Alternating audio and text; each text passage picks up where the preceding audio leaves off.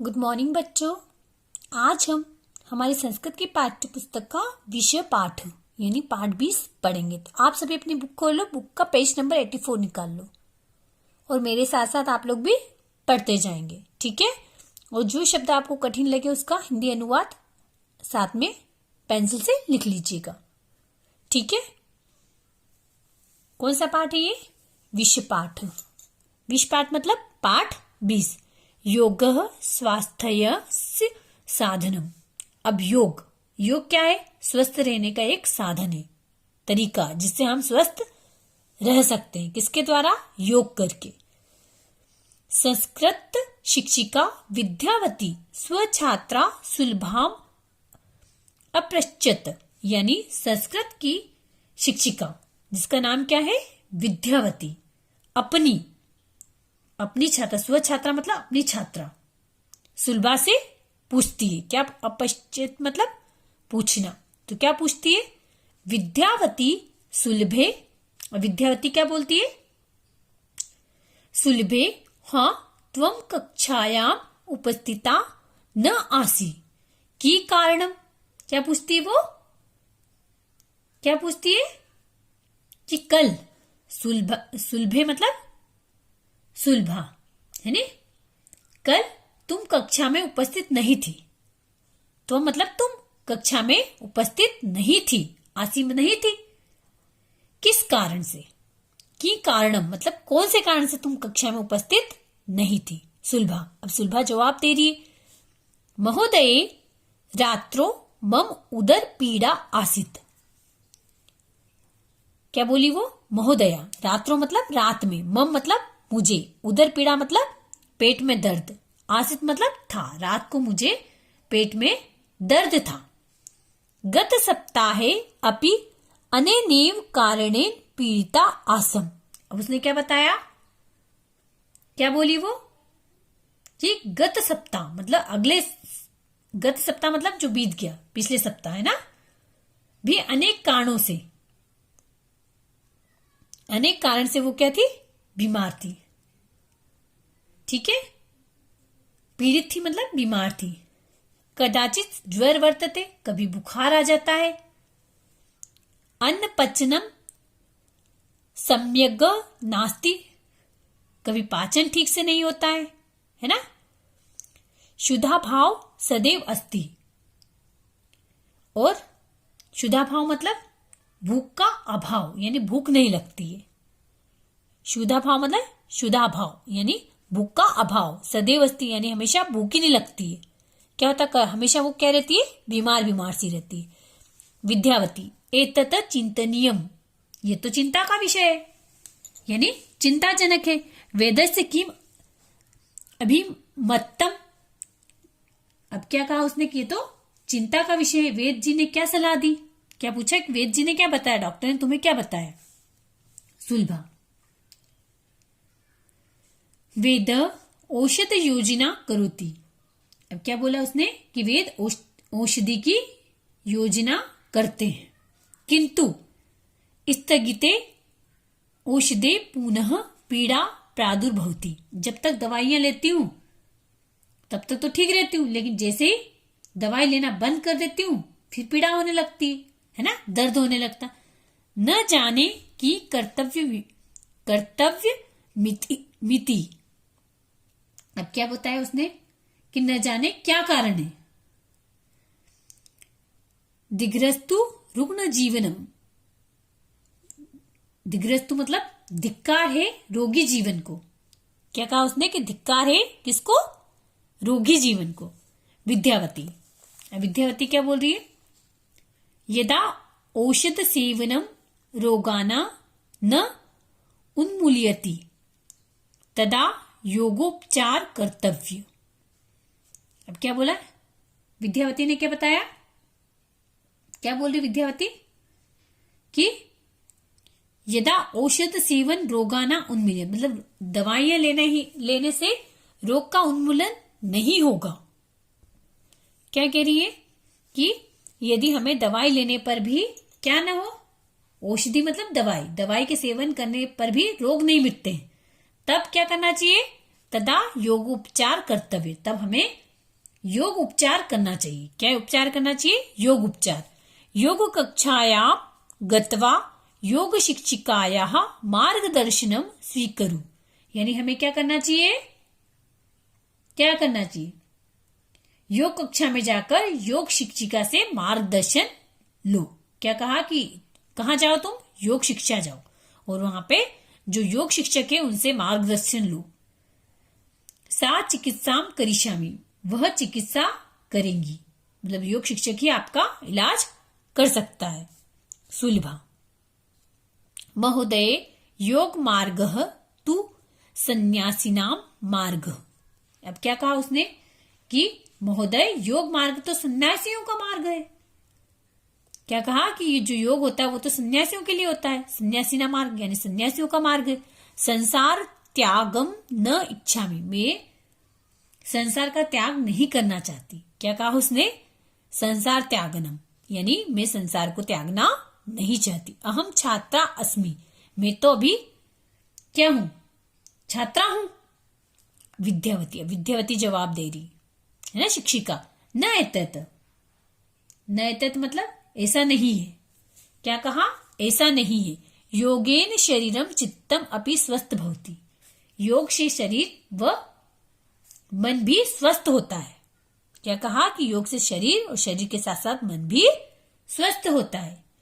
शरीर माग खलु धर्म साधनम। अब क्या कहा? क्या कहा उसने कि शरीर आज सभी धर्म का साधन है। क्या है शरीर? सभी धर्म का साधन है। इति प्रसिद्धम वचनम, यह वचन प्रसिद्ध है। स्वस्थे शरीर अध्ययनम सुकरम भवति, स्वस्थे यानी स्वस्थ शरीर से अध्ययन करेंगे तो क्या होगा? अच्छा होता है। स्वस्थ शरीर से अध्ययन करना अच्छा होता है। तेन चित्तस्य एकाग्रता भवति, उससे क्या होता है? उससे मन की एकाग्रता बढ़ती है। कार्य कौशलम जायते, यानी कार्य में कुशलता आती है। योगस्य अभ्यासेन अनेक लाभा संभवन्ति, यानी योग से अनेक लाभ हो सकते हैं। योग के अभ्यास करने से अनेक लाभ प्राप्त हो सकते हैं। संभावित है कि बहुत सारे लाभ मिले। अन्यस्मिन् दिने सुलभा योग कक्षां गत्वा योग शिक्षिका शारदम मिलितवती। अगले दिन क्या होता है? सुलभा कहाँ जाती? योग कक्षा में जाकर योग शिक्षिका शारदा से मिलती। किससे मिलती है? शारदा से। कौन है शारदा? योग की शिक्षिका सुलभा। अब सुलभा क्या बोलती है? नमस्ते भगवती। क्या बोलती है?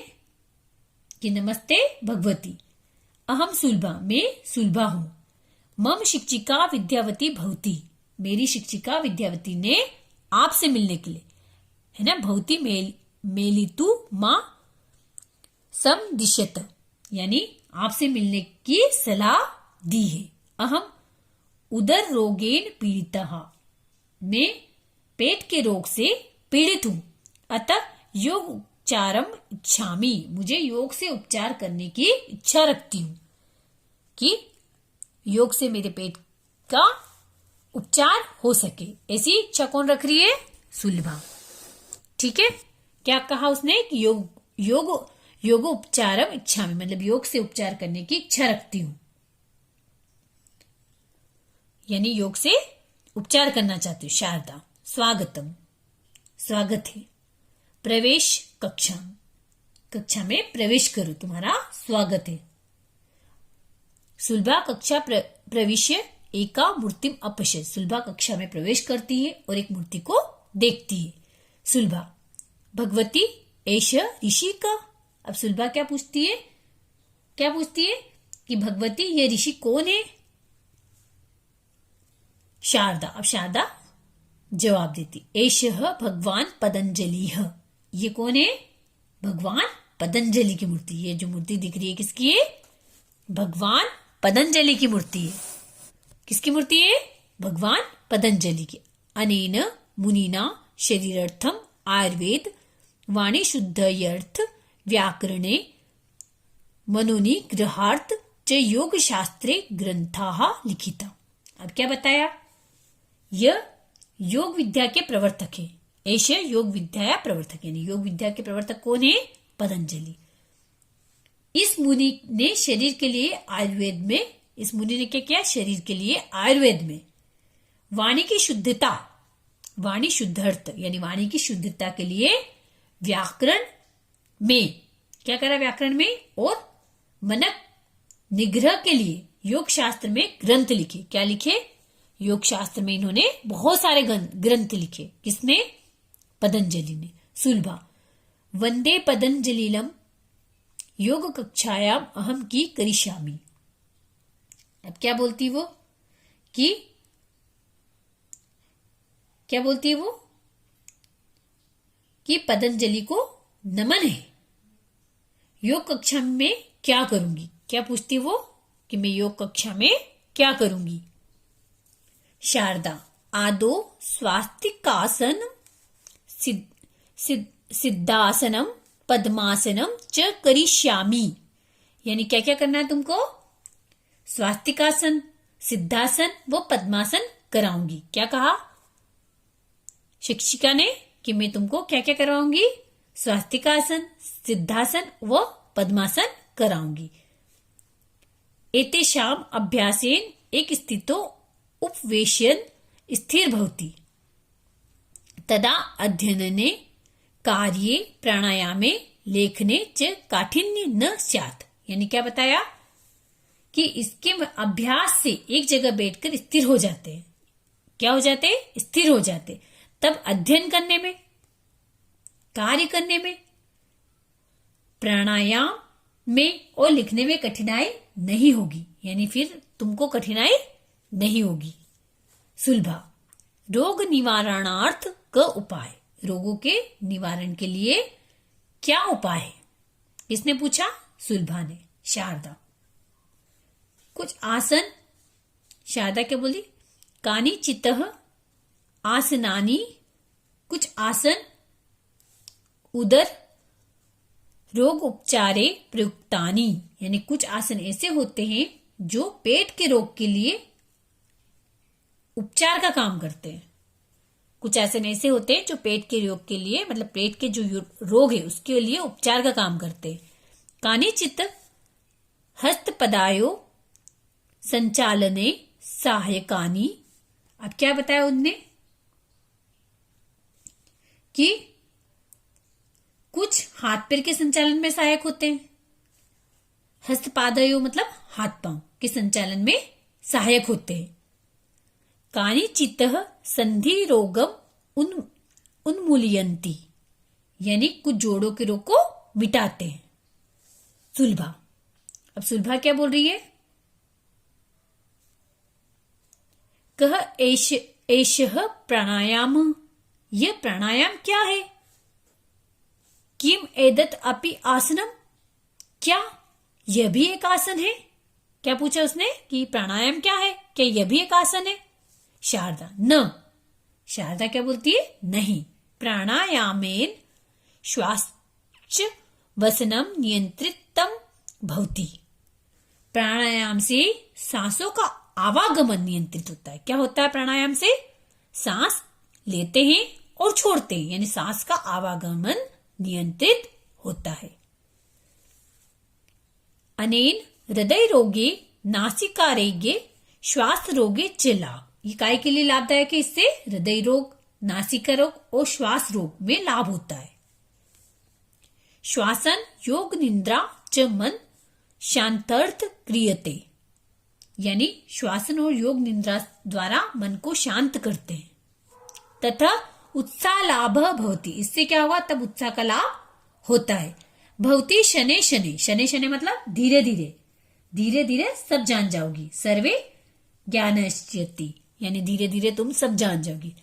सर्वम एतत् गुरो निर्देशिने करणीयम, अब क्या कहा? कि धीरे धीरे तुम सब जान जाओगी। यह सब अपने गुरु के निर्देशन में ही करना चाहिए। अब क्या बताया?